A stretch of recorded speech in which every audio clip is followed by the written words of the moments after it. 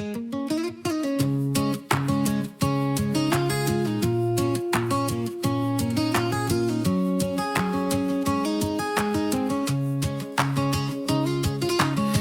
free-hearted women on an open road. Since 2021, we've been carrying our load. Sunlight on the windshield, coffee in our hands. One night or forever, chasing promised lands. We share our stories, recipes and truth, to light the spark of travel in the hearts of youth.